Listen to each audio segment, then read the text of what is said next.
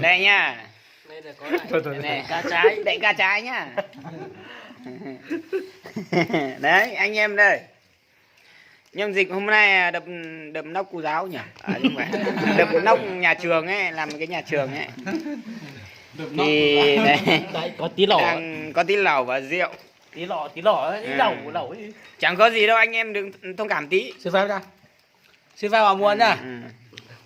Uống với anh đi nhỉ. Đấy. Thông cảm tí. Đây, Như đợt trước. tuổi Xin phép anh em uống anh mua chén. Rồi. Yêu khỏe nha. hôm nay ai làm gà đấy?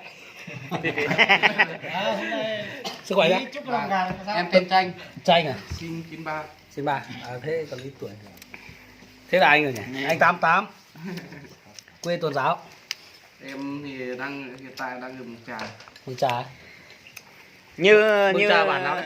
Bản Na Sang. nói chung là À, như sao đợt à? trước anh em Lấy vợ đấy à? Như đợt Quê đấy YouTube luôn à? đợt trước Dạ. vừa phát ấy Nên làm cùng em. thì bảo là Nên tất là cả những cái đồ nó gì sang chỗ mà tiểu đoàn làm đấy à? được thì mình làm được. Qua tiểu đoàn xuống 500 mét đấy. Dạ. Qua tiểu đoàn sơn có đứa chứ. Trừ gió đựng nước Tiểu là đoàn mình xuống, không làm được. bảo lên đâu. Đấy. Dạ. Đó. Mẹ chưa huấn luyện sông pha lấy suốt đấy. Không. Tiểu đoàn 19. Chưa huấn luyện đấy. Ở đấy là tiểu đoàn 19 à? Tiểu đoàn 19 chỗ nào sang không? Gọi tiểu đoàn Đây là trung tâm bảng Cà Phá.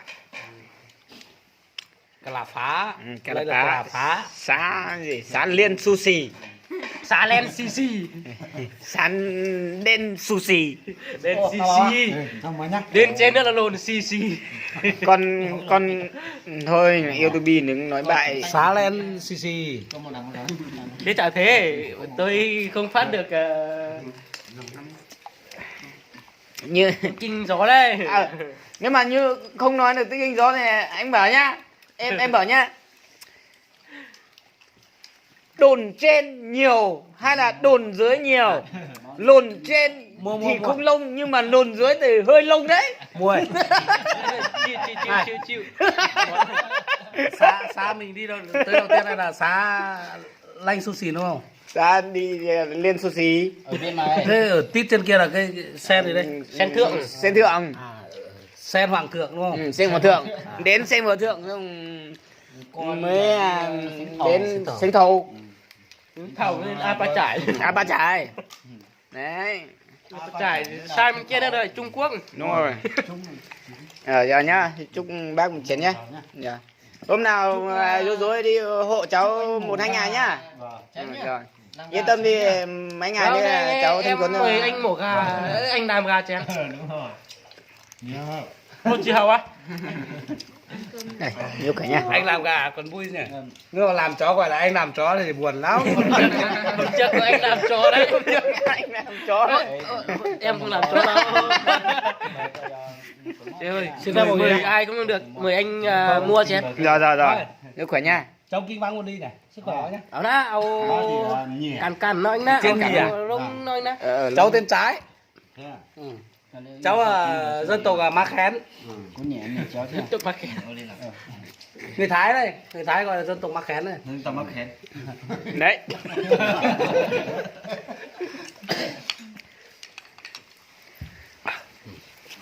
Mua gió rồi, tí đâu rồi. Nông nành sát chó rồi. Cô hại rồng chị rồng mà. Giống thể.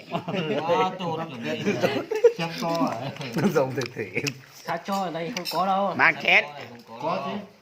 Mấy giờ nó nghe tao nó thua hết rồi. Dân tộc sát cho. Nên mùa này thua rồi. Sát cho à? Thua hết rồi. Nhà em có, mình có một tí ở nhà em này. Thế mang về đây thì lâu lâu thì bắt được cá còn Đúng.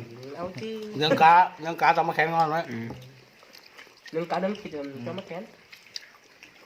Mẹ ở quê. Hạt tiêu thì mình chỉ gọi là cho để có vị thôi. Đúng rồi. Hạt tiêu cho vào canh gà kìa. Bà xá lăn vừa ao bây giờ đi mua về phơi để 2 cái lọ nhựa to này để Tết mang về. Mắc khén chiếu thì cần gì phải mang về. Mà kén thì Không. nó có 2 loại. Có loại ngon thì mình Một phải loại phơi là để thơm nhất. Không ngon. Một loại thơm. một loại đỏ, một Có một- loại xanh. Có một loại mẹ ăn vào tê hết mồm không? Ừ. cái loại Ăn nó phải tê tê cơ. bèo Người Thái gọi là mát mát đấy, ăn chỉ gọi là ngon nhất. gọi là vị tê mồm thôi. Ăn loài bắn hươn anh ra ăn loài. Hươn này, ăn gọi là mát mát đấy. Cái ổ.